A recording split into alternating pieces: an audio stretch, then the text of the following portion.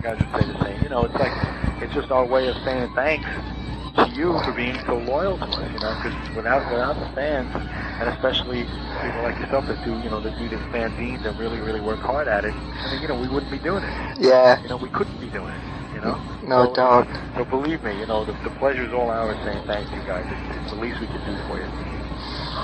Cool.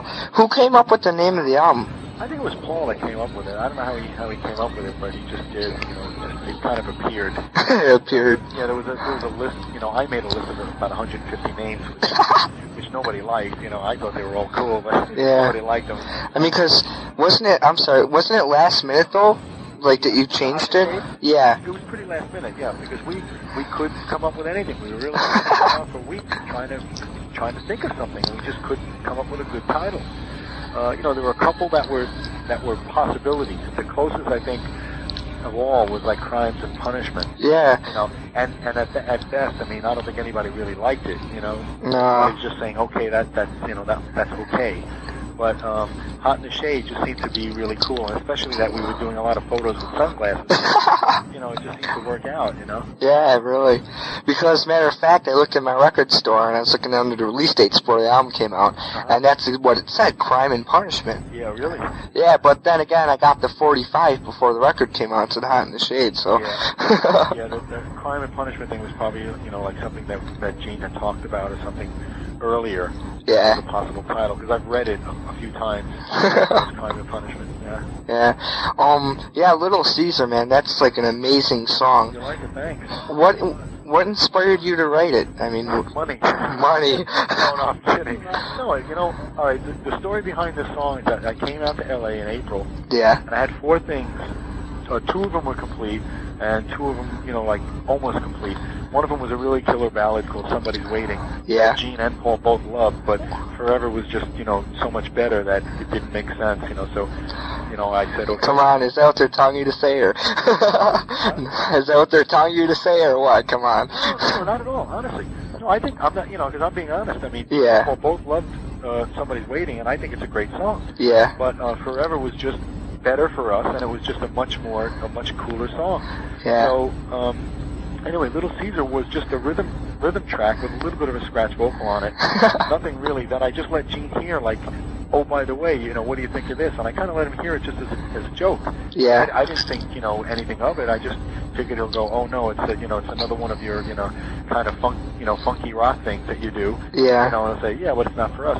But he loved it. Wow. So he was already doing demos, 24-track demos at Fortress, where we wound up doing the album. So he said, look, go in, we'll pick a day next week, you should go in there and cut it, and we'll work on it. He said, because this is really good and this could be something for the album. So I said, okay. So, Bruce and I went in, and, I showed him the arrangement. It was pretty simple. And we cut it with drums and guitar. Then I came out and I put bass on it. Yeah. And then Bruce did, more guitars on it. And then it stayed like that. Yeah. For another 2 months. And we kept on working on lyrics until finally, Adam and I came up with the finished lyrics. Yeah. He came up with the title. Yeah. And it was great. Wow. Yeah. So that actually, for a little trivia sake, the song, the version of Little Caesar that you're hearing on the album is the original demo. Wow. We never recut it. It just sounded too good. Why recut it, Yeah. We just built on it. We added extra guitars and the solo. Well, the solo was on it, actually. We didn't even change the solo. Bruce did that solo like in one take.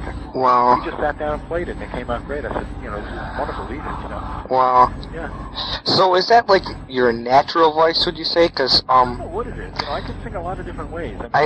I can be more Gene, I can be more Paul, Yeah. So, I don't know what it is, okay? It was just, that's probably my most natural voice, my most unaffected voice. Yeah. And it's like, normally if I'm going to sing, I would probably sing it a lot raspier and a lot more like Gene, let's say. Yeah. Because I'm used to doing that live, more grit in the voice. Yeah, like on Young and Wasted, you got that Demon from Hell voice. Yeah, that's just, I was trying to imitate the Demon from Hell anyway. Yeah. But that's basically like as close to my real voice without doing anything to it. And then towards the end, I started getting a little grittier with it. Yeah. And it's cool. I mean, the thing I like most about that song, for me personally, even before the vocals and everything were on it, is just that it builds so great. So by the time you get to the end, the whole vamp just before the end of the song, it's kicking ass at that point. Yeah, no doubt. It's just so intense at that point. It really like makes my hair stand up. About it. That's how I get my hair like this. Yeah. So did it feel cool to have more of an input on this than, like, say, past Kiss records? With that, I still have. I'm a little confused about that because the input is always there. Yeah. On the albums, I think what happened on this one is just that the attitude is a lot closer. I think everyone's attitude on this album was a lot closer to me feeling the same way than maybe it was in the last few albums. Yeah. Because we always contribute ideas, and we always make up parts, and we always suggest things, and I'll help with lead vocals. I'll help somebody sing a lead vocal. They'll help me with a harmony part or a drum part. Yeah. And that really is true. I mean, we do that, And but I think overall, like everybody's head was more in tune as to what we wanted on this. So it feels like there was more, an intensity in there. Maybe there was, but it just worked out really well. Yeah, because really worked out. I heard on Asylum that you didn't sing any background vocals at all. No, I did, but very little. Really? Very little. Yeah, that's cool. Yeah, we heard that my buddy Kenny wrote this, so if it sounds corny, don't blame me. It says, we heard that you were so involved with the pre-production of the album that the studio wanted to start charging you rent. Did you spend a lot of time in the pre-production of the album? Of this album? Yeah. No, I don't know. I don't know where that got started, but on this album, Gene was cutting his demos there. Yeah. Boomerang is another one also that was a demo. Yeah. That's like Bruce and I went in to cut it, and just there was no lyrics or anything written to it. Yeah. And then about a month or so later, when Gene had finished the lyrics, we went back in to try and recut it. We couldn't touch it. Wow. So we left it. So that's just the original demo that we went over it a couple of times, and then we went in and played it. That's the way it came out, and it's great that way. Cool. So anyway, but no, I don't. We didn't. I don't think we spent more time in pre-production. Not necessarily in the studio. What was different about this album, though, is that more of the tunes were finished. More of the tunes were in completed stages when we started recording than usually happens. And that's not just with us. That's any band is like that. I mean, bands go in the studio and they may have 2 or 3 songs that are actually complete, but they may have 8 songs total that they have like the music track, let's say, or part of the music track. So they go in and cut all the drums and they cut part of the music on these things. But then even while they're recording, they're still writing songs. Yeah. But this time everything was pretty well done except for a few songs. That's really cool. Yeah, and the other drummers, the other guys who run this crazy thing with me, they want to know what kind of drums to use on the album. I was using Ludwig drums. I use triggers sometimes, a combination of the triggers and the real drums. Yeah. And Pikey cymbals. Sometimes I used some pads for cymbals too. Yeah. I just kind of, combined it, mix and match it depending on what I felt comfortable with that particular song. Kenny was telling me on Read My Body, it sounded to him like using, I forgot the name, for some really weird name of a drum. Yeah, I don't know. What was that? Do you know? On what? Read My Body, like that cowbell thing? I think it was called a cowbell. Really? Yeah. Yeah, that was just some percussion stuff that we threw on over. Really? Yeah. Was there any reason you wanted to put that on there or anything? Paul liked it. No, Paul had an idea that would work, and we all said, yeah, that sounds good, so he wanted to do it, and he put it on. Cool. So are you happy with the overall sound of your drums? Yeah, I am actually. Yeah, I think it's really good. I think it's a real good, natural sound. Not even natural. I mean, it's a punchy sound. Yeah. I'm real happy that that my ride cymbal work cuts through a lot. Oh yeah, especially on "Prisoner of Love" on that one jamming part. Yeah. I mean, I've done stuff like that over every album, but you just never hear it. It's always kind of gotten lost in the mix, which I haven't been happy with. This time. It's kind of like when you listen to Van Halen albums. Yeah. And, Alex, you hear all that stuff he does on the ride, on the bell of the ride. You hear every little fucking thing he does. Yeah. And that's so cool, And I'm not saying that I do the same kind of stuff as him, because, I can't do that. But But the stuff that I do on the ride, a lot of times just got lost. So a couple of people have already asked me, oh, that's great. You learn some new stuff and you're doing some new stuff on the ride. I said, no. I said, I've always done that stuff. I hear it. Yeah. Yeah. So so I'm happy with that. I think it's a pretty good drum sound. That's cool. What's your opinion? I'm kind of like miffed by all this, but what's your opinion on all these different bands covering those 2 songs off that bootleg tape, Hide Your Heart and Sword and Stone? I don't care. You don't care? Yeah, what do I care? You know, first of all, they're not my songs. Right. So I don't care. And second of all, so what? Yeah. That's a great answer. I mean, you know, really, if somebody wants to record my song, it's flattering, obviously. Yeah. And, you know, of course you make money off it. You can't lie about that, you know. Right. But what's the complaint? You know, I don't understand. I would hate to hear. If it was like, if I had a song that somebody wanted to record, right. I'd be very happy that they wanted to record it. Right. It was only that one artist that wanted to record it, and then they did a shitty version of it. Yeah. You know, where I said, Jesus Christ, this was a good song, and they made it sound like shit. Yeah. Then I would be pissed off.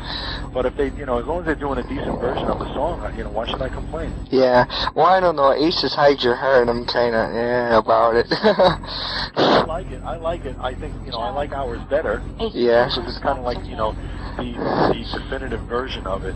But I think Aces is really good, and I was listening to it today. Yeah? I think it's good. He's made some minor changes in it. Yeah. Make it more him. Like the chorus is a bit different. Yeah. He made it more him, which is made sense. Instead of just trying to do a song for the sake, you know, you say this is a great song, right. And we're going to do it exactly this way. He tried to make it fit him, and he did a good job with it. That's cool. Did you hear Bonfire, Sword in the Stone? No, I haven't. Really? No. He copied your drum beat pretty good, man. Really? Seriously, yeah. Wow. Because I know it's I don't play drums, but I can imagine it's a very difficult pattern. No, I don't even remember what I played. Well, I don't remember. It was good. What about the video? Like, Hide Your Heart. Where is that shot? That was shot on the Wilshire or some shit hotel. Maybe the Beverly Wilshire Hotel. I don't remember what the name of it was. The Wilshire Arms or something like that. In L.A., downtown L.A. And it was like, you know, 14 stories up or something like that. And it was a roof, and it was in the, you know, upper 90s. It was real hot during the day. We didn't start shooting until the evening anyway for us, but it was great. You know, the coolest part was all those overhead shots that you're seeing, all those moving shots that you see. Yeah. They've done, you know, this fucking helicopter. You're playing, and you look out like, you know, a couple thousand feet ahead of you, and you see this thing coming at you, you know, that you know is a helicopter. And then when it gets big enough for you to really see it, you realize that he's not even flying straight at you. He's flying sideways. Wow. Because the side door is open and the guy with the camera is facing at you. Wow. So you're saying, oh my God, you know, these guys are crazy. Fucking helicopter's coming at you sideways. You know, and if he loses control, that's it, you know? I know. There goes you and your drums.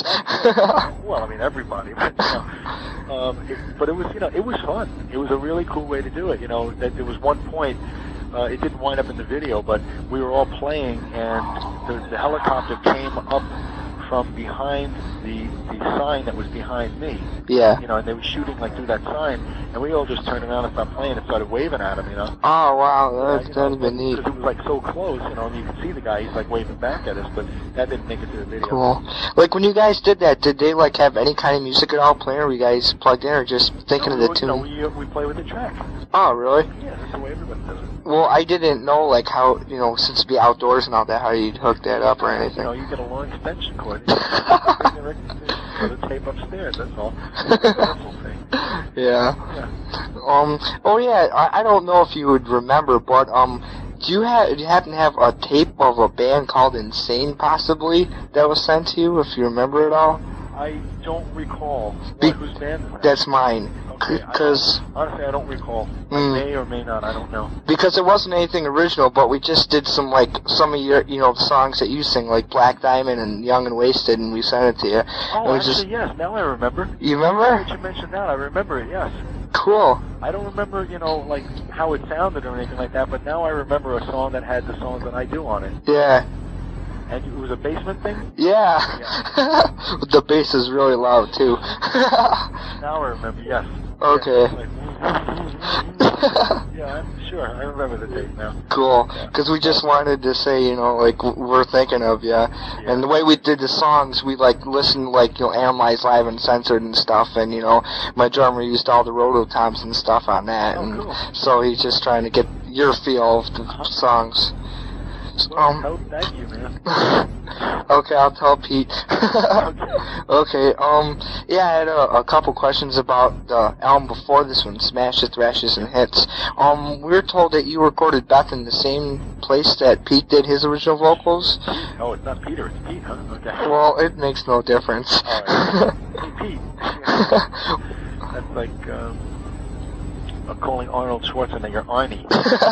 Okay, Peter Chris. Like calling Charlton Heston Chuck. Okay, the original drummer Peter Chris. They call Charlton Heston Chuck. They do. What? Like Victoria Principal calling her Vicky. Yeah. Or Valerie Bertinelli, hey Val. I don't think so. It's not going to work, man. Yeah. Let's see. What was I going to say? Yes, I did actually. Apparently it was the very same room that Peter originally sang the song in. Wow. At the record plant in New York. Yeah, it was really weird. They brought in. What happened is that it was really interesting because they got these tapes that. It's kind of scary because you do these tapes and you store them. You take care of them as much as you can, but over time, they deteriorate. Yeah. They start to deteriorate. The tape itself starts to get flaky, and if you try to play them again, pieces start to chip off and all this other shit. So yeah, it was actually a good idea that a lot of these things were brought back because they had to make copies of them. Wow. Because most of them were 16 track in those days. When those albums were recorded, they didn't really have 24. Everybody was on 16. Right. So in order to do Beth, there were no open tracks left on that 16-track tape.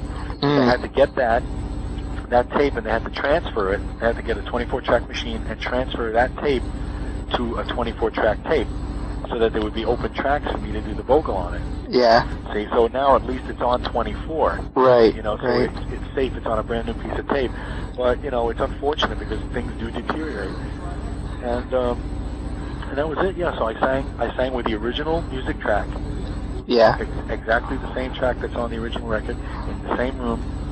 And I basically did, just a smoother version of Peter's. Right. I tried phrasing as close to him as I could so that it wouldn't sound too different because the way I look at it, that's a classic song. Right.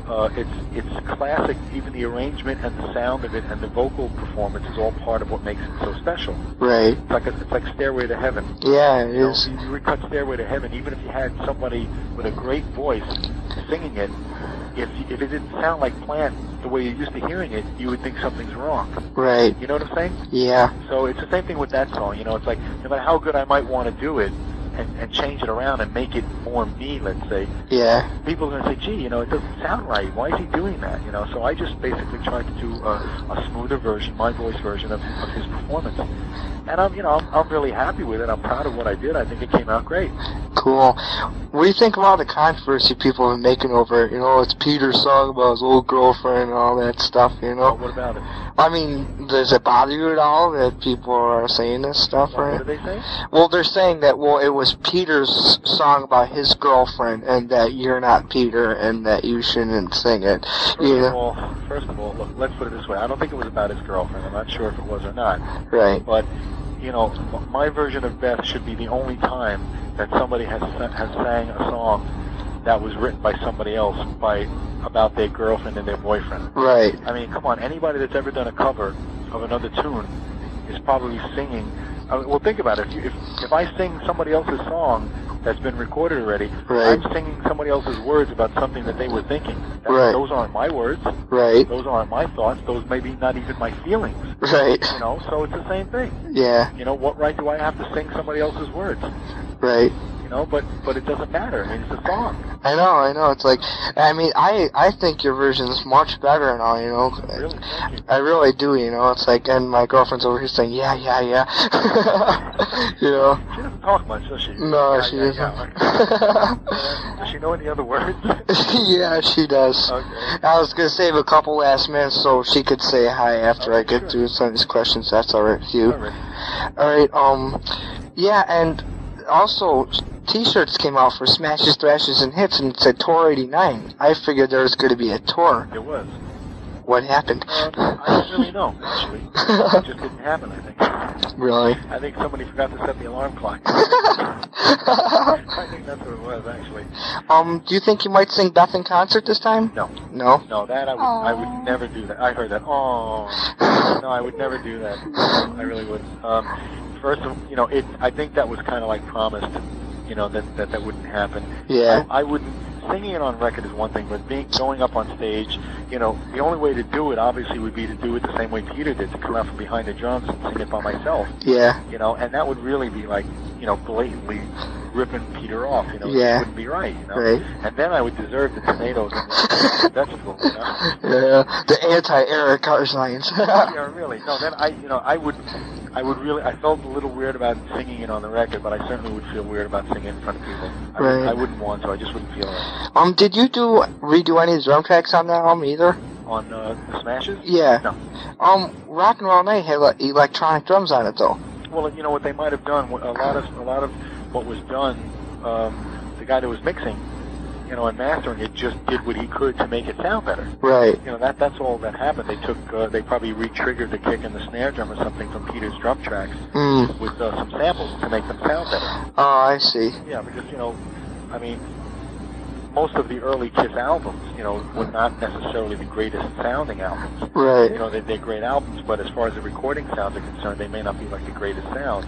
And, so what they wanted to do is they didn't want to just throw, 12 songs or whatever it was on the album exactly the same way. Right.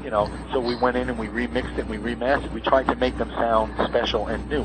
Yeah. As a matter of fact, even a couple of the mixes are different because of the guy that was mixing. It was all being done while we were on tour in Europe. Right. And I think there's, especially Love Gun, I think that's the only one in particular that I know about. There's a guitar part or a violin part or something like that you can hear at the end now that you can hear on the original. Something like that. Yeah, it's really cool. So, it's a little different. It's like you're hearing, if you listen, you hear little things that weren't there on the first one. Right. That makes it like... Okay, on 1 second. Okay, on. Hello? Hey, you on the phone still with Eric Carr? Yes, I am. Oh, sorry, bye. Bye-bye. Okay. Everybody knows, so it's like... Oh, get off the fucking phone. Get Eric Carr on the other line. Forget it. I'm not going to the movies tonight. Basically, yeah. What songs, do you guys have been thinking about playing on the next tour? We're going to do all Lynyrd Skynyrd's greatest hits. Yeah. Freebird. We're going to do a Rush medley for the encore. What do you think? I don't know. Okay. No, I don't know specifically. Actually, I just found out from somebody else that I just did one of these interviews with that I think God of Thunder is going to be back in. Yeah. So I have to get my information from the fans. Nobody tells me anything. All I know is that Gene and Paul have been talking about, making some real changes. We're going to try and do something really different. Yeah. Change the set around almost completely. Well, I know, because it's like on the last couple tours, you guys, the classics would be like Cold Gin, and Detroit Rock City, and Detroit and Love Gun. Yeah. Yeah, I mean it's real hard, to please everybody, right? Yeah. Well, when you have so many albums out, there's so many songs. There's so many songs that people identify with the band and would love to hear.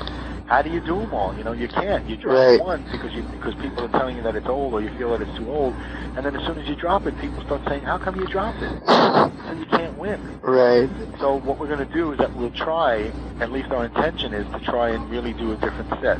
Right. And what always happens on every tour anyway is that as we're rehearsing, if things don't feel like they're going to work, we'll change them. Right. And once we start the actual shows, if it becomes obvious within a week or two that certain songs just aren't working, we'll replace them. Yeah. We do that with every tour. I mean, we did that with, some of the stuff from the Crazy Nights album. Yeah. That we were doing the first few shows, and then we just dropped them. We wanted to do stuff from the new album, but it just wasn't going over. Right. So we dropped it. Cool. What's your method to learn, the old Kiss songs that Pete played on? What's what? Your method. Yeah. Method? Yeah, well, do Gene and Paul sit down and say, well, you know this song, right? Or do you bust out an old dusty Kiss record and put it on? Well, it all depends. If I don't know the song, then of course I'll get out the tape and I'll listen to it, Yeah. And what I do is that I try and always just, capture whatever Peter was doing, Right. the basic feel of what he's playing. Yeah. And then here and there, where I think it can work, I add my own stuff in there. Your Eric Carr patent rolls, right? Whatever the hell that is, I still don't know what it is. But Yeah. whatever it is that I add, it's just what I feel might work. Yeah. And then and it either works or it doesn't work. Like Deuce, I was really surprised you guys bring that one back. Yeah, we've been trying to play that for 10 years. It never, I don't know what happened miraculously this year. We were able to play it, and it sounded to Gene's satisfaction. Yeah, it did. It sounded really good. Yeah, we've tried to play it for so many years, and it basically, the reason we didn't do it is because I just couldn't play it. Wow. Not because I couldn't play it, because it's an easy beat to play. Right. But it's one of these elusive things where the feel that Peter put into it when he played it was slightly different than the way I played it. Even if we're playing exact note for note, which is what we were doing. Yeah. My approach, my touch, my timing, he might have been a little bit more on top of the beat or a little bit more behind than me. Right. And that made a difference in the feel Yeah. of the song. And for some reason, because we've tried it year after year, Gene has always wanted to play the song. Right. He always hated the way I played it. Right. And then finally it just seemed to fall together this year. Cool. So that I would guess that'll probably be in the show. Yeah, it seemed like everything that you played on the song was the same, except for that one part where Bruce does a string bend like that. I forgot. That's why. Really? Yeah, that's why I forgot. Wow. I was just wondering, because every time I listen to that tape from the Ritz, it's like, what? Let me see. Oh yeah, another thing that I was kind of confused about. Why was Kiss only playing half of Black Diamond in concert? We forgot the other half. Why were we playing? Well, it wasn't half. We played the song. We just didn't do the big thing at the end. Yeah.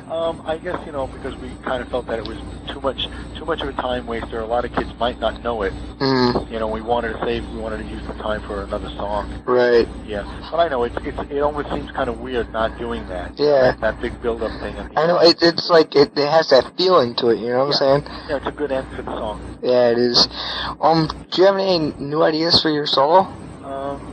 Yeah, basically I'm going to do more of the musical stuff. Wow. I'm going to try anyway, so that because as far as the drum solo is concerned, after a while you get to a point where what else can you come up with that doesn't sound like other things, and I'm only technically so good that I can't keep coming up with different kind of stuff to play.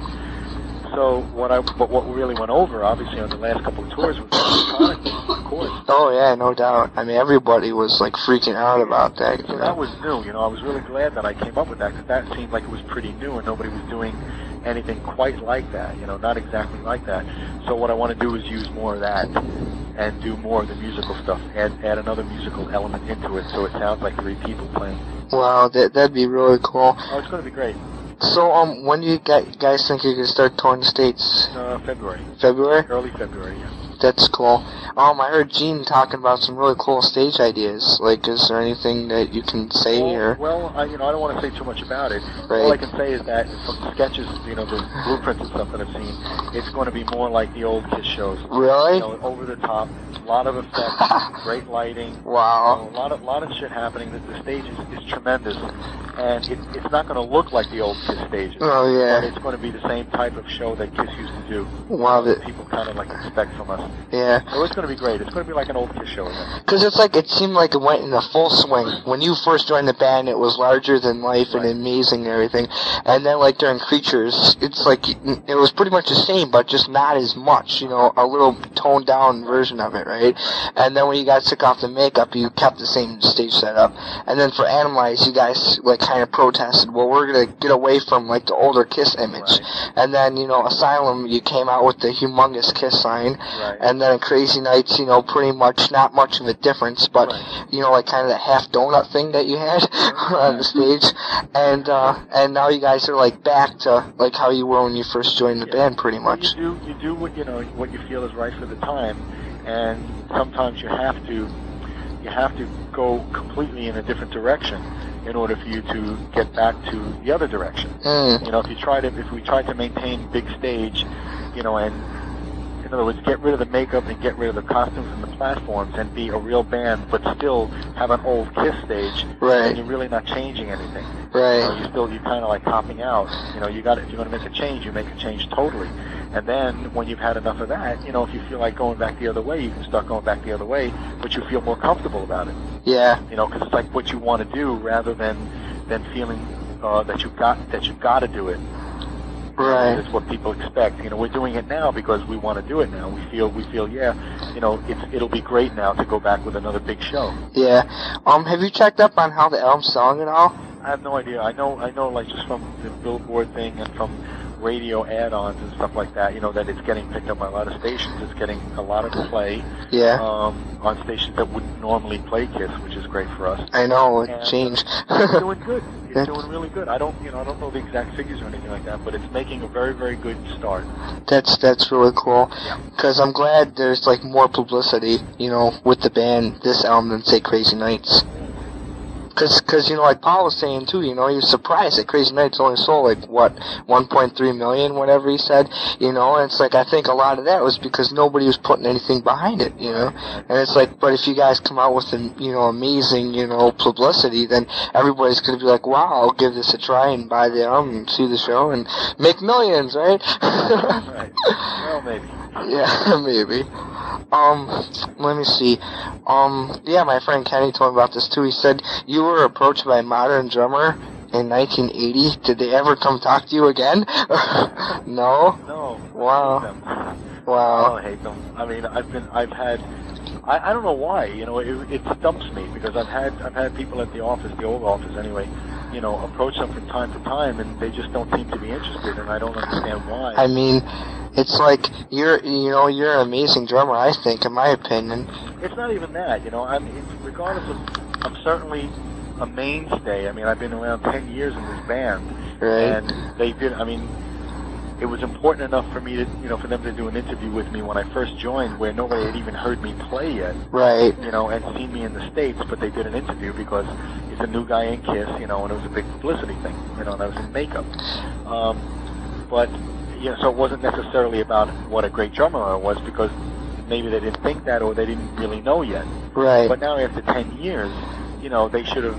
I'm sure they don't think I'm a piece of garbage. Right. After all this time, and I would think that they would be interested in at least doing a little bit of talking with me, just about I know. what I use and how I'd spin with the band and all that. Especially your pads. I mean, nobody has done anything like that ever. Yeah. I mean, it's like you'd think, if it was a little piece on electronic drums, they'd put, Eric Carr from Kiss did this, but it's really confusing. Yeah. Well, eventually it'll happen. When they realize how foolish they've been, then I know. When Kiss fans come and tear down the building, right? Yeah, right. How do you think the band's advanced since Bruce first joined in '84? Well, Bruce has added. Well, first of all, the main thing that Bruce has added is some stability. Yeah. It's the first time that the band has had the same 4 people in it for more than a year and a half. Right. 5 years, So at least it's a good lineup. He works well with Gene and Paul. Right. He looks good with them. Right. He's certainly a great guitarist. Nobody can argue with that. Right. And he's a pleasure to work with. He just feels right with the band. Yeah. It feels like he's the guy that should be here. Right. And he can play everybody's stuff just as good as they did, Ace, Mark, and Vinny. And plus, he puts his own stuff into it, too. Which is good, because especially for lead guitarists, you don't want to be up there.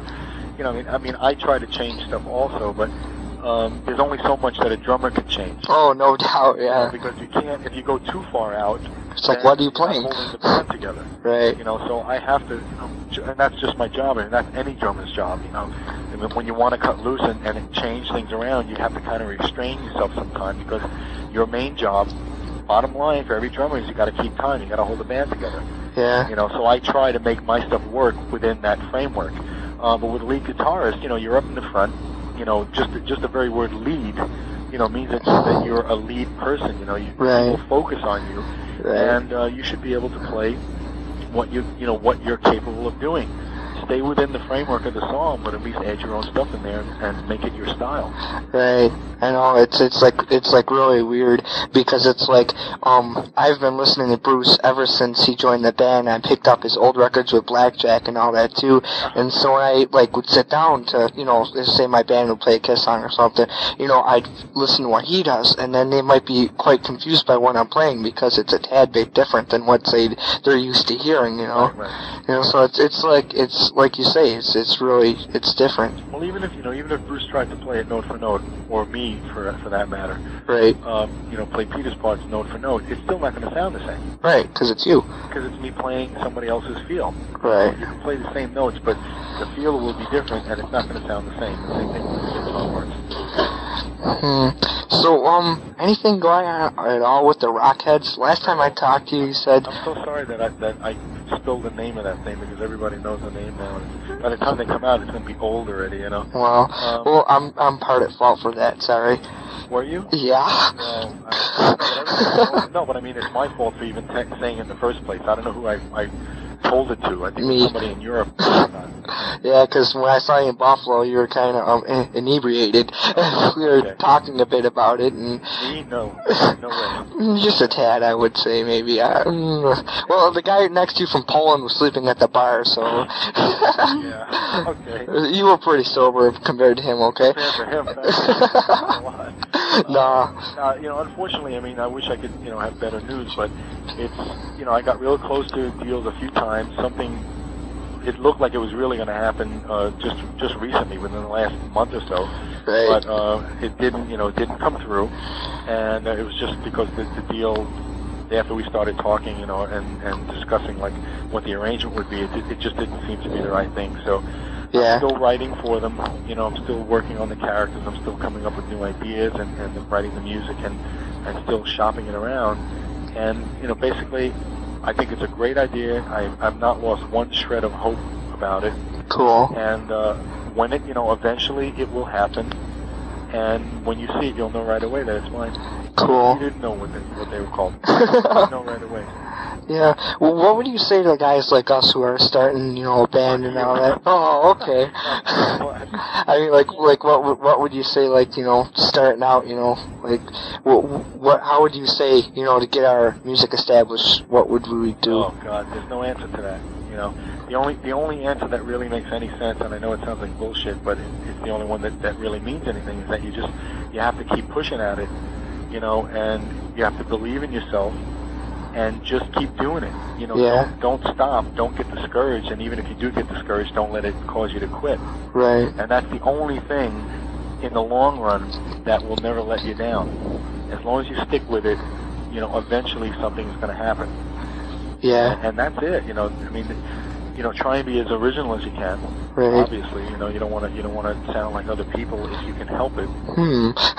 No, it's true. You know. I know. But it's real. Look, let's face it. It's really hard to be original. You know. No doubt. It I know. really is. I mean, the most original thing that I've heard recently is King's X. Right. You know, and they're only original because they've combined two old sounds.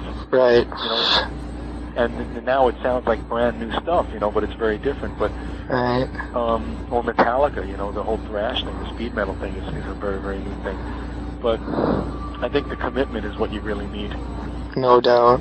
Well, I mean, look, I'm speaking from my own experience, if nothing else. I know, you rode a bike to your audition, come I on. didn't ride a bike, that's nonsense. Oh, it's not true?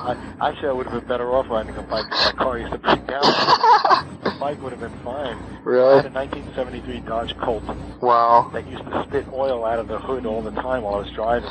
While you're fixing gas ranges that cockroaches came out of. I was fixing gas ranges just to make enough money so that I could keep my car going so I could make it to the gig. Right, and to the audition, right? Huh? Yeah, you betcha. I pulled up to the back door of the Palladium in that Colt. Wow. Oil spewing out all over the place and steaming and overheating and everything. Yeah. But you know, the point what I was trying to say is that I played in bar bands for 15 years before I got this thing with Kiss. Holy shit. You know, it's not like all of a sudden it happened. I played 4 or 5 nights a week and plus day jobs, you know, Wow. for most of that time, Yeah. for 15 years. before I got in the band. Wow. You know, and of course I was lucky because, you know, it could have very easily gone the other way. You know, it was just the right place, the right time, and I really believe that it was meant for me to be here. But the point is, it didn't just happen. The only reason I kept playing is because I really love to play. Wow. I wanted to play. I know, it's like everybody in my band feels the same way too, and it's like that. And as soon as I tell them this, you know, they're like, cool, you know, really push us. Yeah. I just want to know one thing, if you'll answer this at all, I don't know if it's up to you. Is your real name Paul? I ain't answering that. Okay.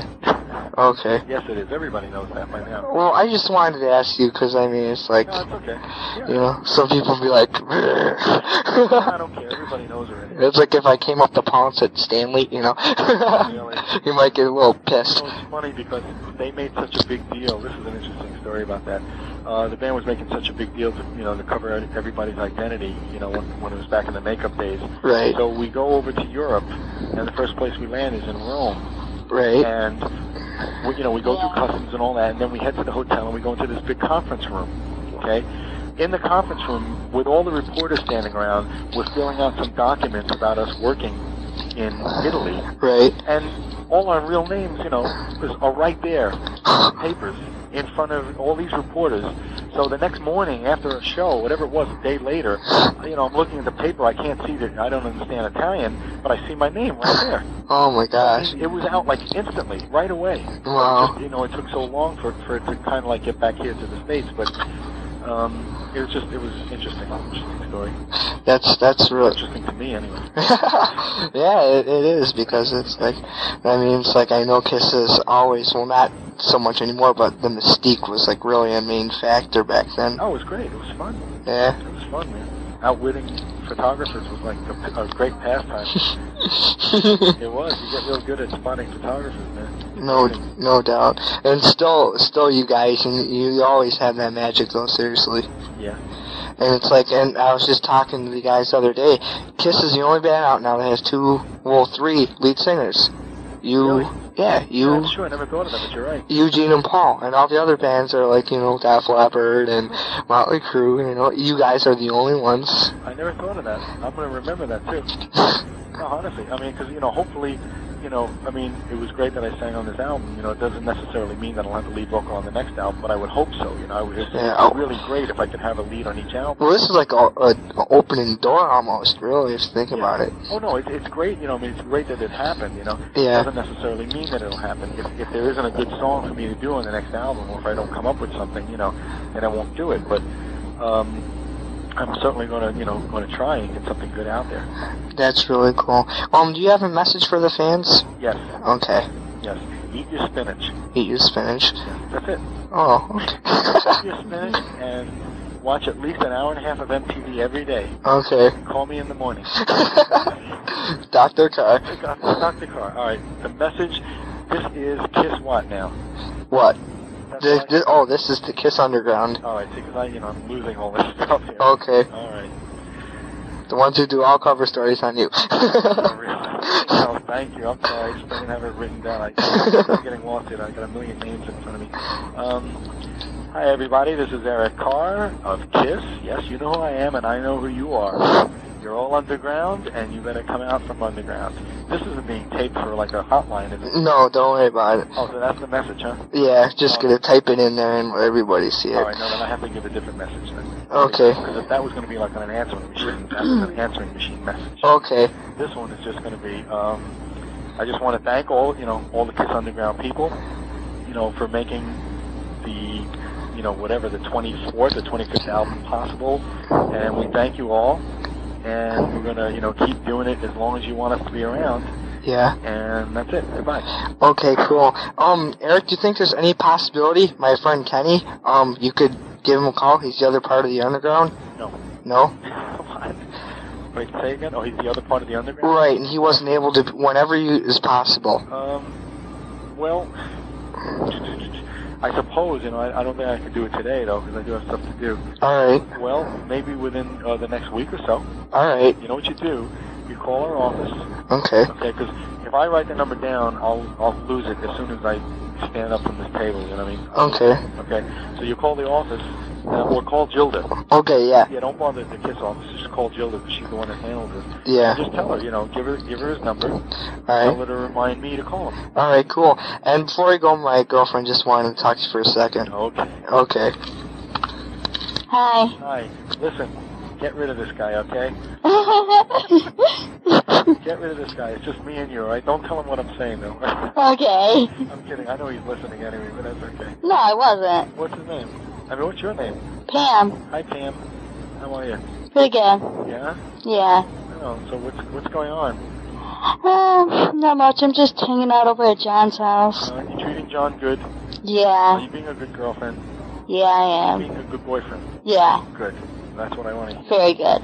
That's what I want to hear. Yeah. Yeah, so, you're in school now? Yeah, Great. I'm a junior at McKinley High School Uh-huh. in Buffalo. Oh, really? Yeah. So now you're in where now? Buffalo. Buffalo that I'm calling? Yeah, Buffalo, New York. Okay. Yep. I don't know where it is. How's the weather up there? It's kind of cold up here. Is it like freezing there yet? It's not freezing, but it's cold. Yeah? It's probably about 45 degrees out. Oh, that's cold. That's okay.